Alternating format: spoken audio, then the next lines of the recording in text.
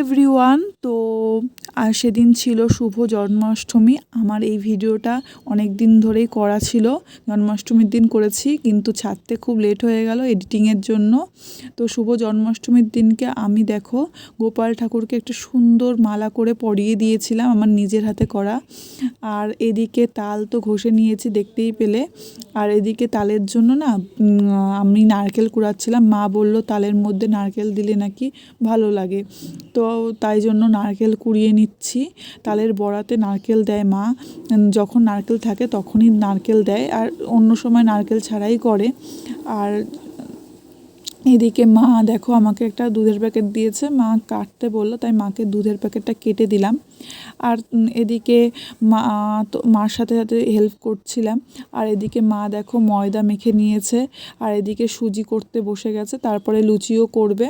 সুজি, লুচি, তালের বড়া এগুলো দেখো সবই হয়ে গেছে, আর ঠাকুরকে ভোগ দেওয়াও হয়ে গেছে।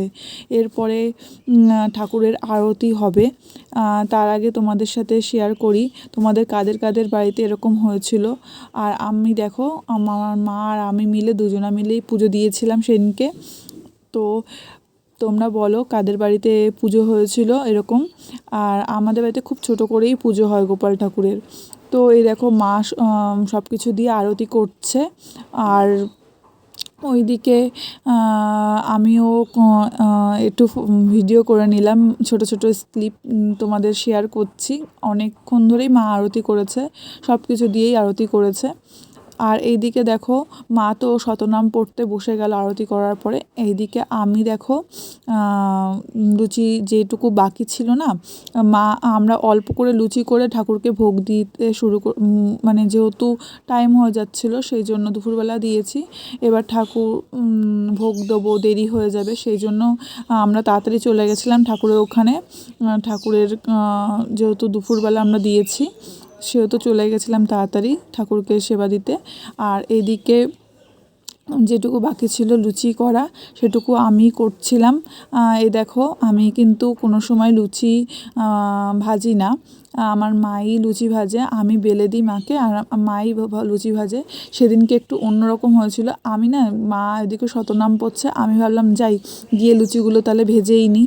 তো দেখো আমি কিন্তু লুচিগুলো ভেজে নিচ্ছি, আর ঠাকুরের কৃপায় কিন্তু আমার লুচিগুলো কিন্তু ফুল ছিল। আমি ফার্স্ট টাইম ভাজছি, কিন্তু আমি না ভালোই দেখলাম ভালোই ফুলছে, এর জন্যে আরও সাহস নিয়ে আরও এক্সাইট হয়ে আমি ভাজতে শুরু করলাম। সবগুলোই বেলতে বেলতে সবগুলো যেগুলো ছিল আমার গোল্লা করা সেগুলো সব ভেজে নিয়েছি, সব লুচি কমপ্লিট হয়ে গেছে। তারপরে মা বাদবাকি এসে কাজ করেছে।